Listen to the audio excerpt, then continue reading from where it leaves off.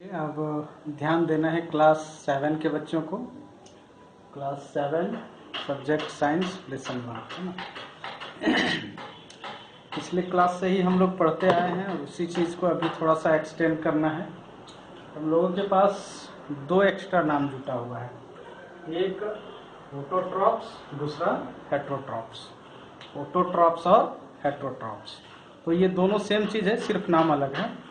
Autotrophs क्या है? तो ऑटोट्रॉप्स जो है वो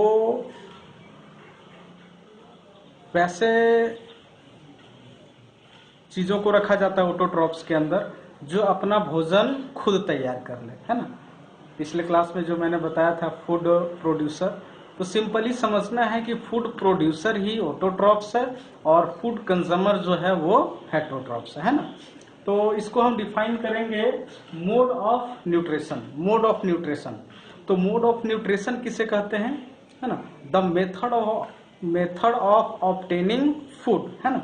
मोड ऑफ न्यूट्रिशन किसे कहेंगे? The method of obtaining food. Food को ऑब्टेन करने का जो मेथड होता है उसे हम कहते हैं मोड ऑफ न्यूट्रिशन, ठीक है।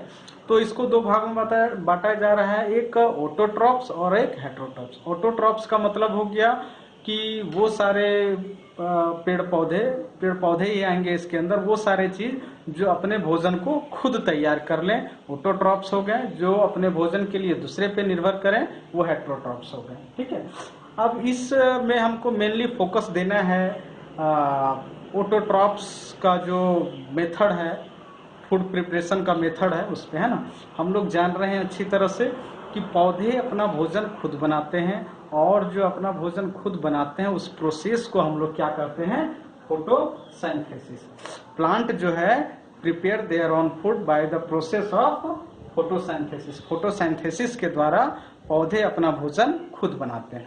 अब इसमें हमें डिस्कस करना है कि फोटोसिंथेसिस कैसे होता है, ठीक है। यहाँ पे आप देखिए green lips, that means photosynthesis जो होता है वो अपीयर कहाँ पे होता है? तो ग्रीन लिप्स में ही होता है, मतलब ग्रीन लिप्स में ही फोटोसिंथेसिस का काम होता है। देखिए फोटोसिंथेसिस के लिए क्या क्या चाहिए? फर्स्ट में चाहिए कार्बन डाइऑक्साइड, सेकेंड में वाटर, और सनलाइट और क्लोरोफिल, ये दोनों का प्रेजेंस होना जरूरी है। मतलब CO2, वाटर और सनलाइट, क्लोरोफिल, ये सब होने के बाद क्या होता है? ग्रीन लिप्स जो है वो ग्लूकोज मतलब कार्बोहाइड्रेट को बनाता है, जिसको हम लोग ग्लूकोज के रूप में कहते हैं। और ग्लूकोज बनाता है, ऑक्सीजन को रिलीज करता है, मतलब ऑक्सीजन को छोड़ता है, और उसी ऑक्सीजन को सारे जीव जंतु एज ए ब्रीथिंग सांस लेते हैं, ब्रीथ करते हैं, है ना। तो अब हम एक एक करके जानते हैं किस तरह से क्या होता है। फर्स्ट में देखिए CO2 जो है एयर से, मतलब एटमॉस्फेयर से CO2 को पत्ते लेते हैं। अब हमें डिस्कस ये भी करना है कि ये CO2 मतलब कार्बन डाइऑक्साइड को एटमॉस्फेयर से पत्ते कैसे लेते हैं। तो इसके लिए आप थोड़ा सा इधर आ जाइए, है ना।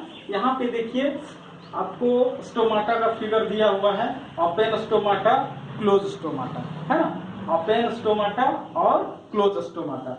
ओपन स्टोमा यहाँ लिखा हुआ है, ओपन स्टोमा, इसका मतलब है कि स्टोमाटा को अगर एक स्टोमाटा को लिया जाए तो उसको स्टोमा कहा जाता है, लेकिन a leaf has large number of stomata. Stoma जो है एक पत्ते में बहुत सारा होता है और उसको हम लोग स्टोमाटा कहते हैं। तो देखते हैं कार्बन डाइऑक्साइड कैसे लिया जाता है। आप इस फिगर को देखिए, है ना। एक प्रत्येक पत्ते में ये बहुत अधिक संख्या में इस तरह का सेल्स बना हुआ होता है, टीनी पोरस बना हुआ होता है, मतलब पतला पतला छिद्र होता है पत्तों में, जिसे हम लोग स्टोमाटा कहते हैं। उसी स्टोमाटा के थ्रू से कार्बन डाइऑक्साइड को लिया जाता है और ऑक्सीजन को रिलीज किया जाता है। अब आप इस फिगर के माध्यम से समझिए कि कैसे कार्बन डाइऑक्साइड को लिया जाता है। ये देखिए ओपन स्टोमाटा है, जब टीनी पोरस मतलब प्लांट के लिप्स में मौजूद होने वाले टीनी पोरस पतले पतले छिद्र जो होते हैं जब ओपन होते हैं तो उस समय वो कार्बन डाइऑक्साइड को अपने अंदर खींचते हैं, और उसके बाद जब क्लोज कंडीशन में है, देखिए ये स्टोमाटा क्लोज है, मतलब इसका गेपिंग देखिए, यहाँ पे गेपिंग अधिक नजर आ रहा है, दैट मीन्स ये ओपन है, और यहाँ पे गेपिंग बहुत कम नजर आ रहा है, दैट मीन्स ये क्लोज है। और जब स्टोमाटा ओपन होता है तो कार्बन डाइऑक्साइड को अपने अंदर लेता है, और जब क्लोज होता है तो ऑक्सीजन को रिलीज कर देता है। अब इसमें से आप देखिए कि ये जो स्टोमाटा है, ये स्टोमाटा लार्ज नंबर, मतलब थोड़ी बहुत नहीं, बहुत अधिक संख्या में पत्ते के सरफेस पे मौजूद होता है। सेकेंड में वाटर देखते हैं ना, तो वाटर जो है, वाटर को जमीन से मतलब मिट्टी से एब्जॉर्ब किया जाता है। तो आप देखिए कनेक्शन किस तरह से, पौधे के पत्ते में फोटोसिंथेसिस होता है, दैट मीन्स फोटोसिंथेसिस के लिए जरूरी सारे चीजों को पत्ते तक पहुंचना है। तो फर्स्ट में हमारा जो एयर है, कार्बन डाइऑक्साइड जो है, वो एयर से प्लांट के लीव्स अपने स्टोमाटा के थ्रू डायरेक्ट ले रहे हैं, हमारा कार्बन डाइऑक्साइड पत्ते में पहुंच गया। अब हमें वाटर कैसे पहुंचता है देखते हैं। प्रत्येक प्लांट जो जमीन से कनेक्टेड होता है, जमीन पे लगा हुआ होता है, और उस रूट के माध्यम से मतलब जड़ के माध्यम से ये पानी को लेता है, और यही पानी जो है मतलब इसमें पत्ते तक पहुंच जाती है। पानी उसको कहाँ से मिल जाता है, तो जमीन से मिल जाती है ना। और सनलाइट का इसमें क्या वर्क है, तो सनलाइट सोलर एनर्जी, मतलब वो एक एनर्जी ताकत को देता है। और उसके नीचे लिखा हुआ है क्लोरोफिल। आप ध्यान रखें कि only green leaves can prepare food, सिर्फ ग्रीन लीव्स मतलब जिसमें क्लोरोफिल पाए जाते हैं। आप कहेंगे ग्रीन लीव्स में इसका कलर ग्रीन क्यों होता है, due to the presence of chlorophyll, है ना। क्लोरोफिल के प्रेजेंट होने के कारण ही ग्रीन लीव्स जो अपीयर होता है वो ग्रीन होता है। तो सनलाइट के माध्यम से हमें सोलर एनर्जी मिलता है। क्लोरोफिल का क्या कार्य है, तो क्लोरोफिल क्या करता है, सोलर एनर्जी को एब्जॉर्ब करके पत्ते में मौजूद कार्बन डाइऑक्साइड और वाटर को कंबाइन करता है, और ये दोनों के कंबाइन होने से हमारा एनर्जी रिलीज होता है, और उस एनर्जी को हम ग्लूकोज कहते हैं, जिसको पौधे भोजन के रूप में यूज करते हैं। कुछ पौधे इसको स्टार्च के रूप में भी कन्वर्ट करते हैं और फिर उसको यूज करते हैं, है ना।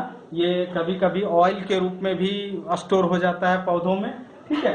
तो मेनली हमको यही जानना है कि फोटोसिंथेसिस के लिए CO2 का जरूरत होता है, जो कि एटमॉस्फेयर से आता है, वाटर का जरूरत होता है जो सॉइल से आता है, और ये दोनों सोलर एनर्जी के माध्यम से जो एनर्जी प्राप्त होता है, एनर्जी कौन प्राप्त करता है, तो ये क्लोरोफिल प्राप्त करता है। और क्लोरोफिल एनर्जी प्राप्त करके कार्बन डाइऑक्साइड और वाटर को कंबाइन करता है, मिलाता है, और उसके बाद ग्लूकोज या स्टार्च के रूप में ग्लूकोज बनता है, जिसको पौधे भोजन के रूप में यूज करते हैं। और O2 रिलीज होता है, मतलब ऑक्सीजन पत्ते से बाहर होता है। बाहर कैसे होता है, जब स्टोमाटा क्लोज हो जाता है तो ऑक्सीजन। अब कहेंगे कि स्टोमाटा जो पत्ते पे मौजूद होते हैं वो कंटिन्यू ओपन क्लोज होते ही रहते हैं, और इनके ओपन क्लोज को कंट्रोल कौन करता है, तो देखिए गार्ड सेल, है ना। ये स्टोमाटा जो है दोनों तरफ से गार्ड सेल से घिरा हुआ होता है।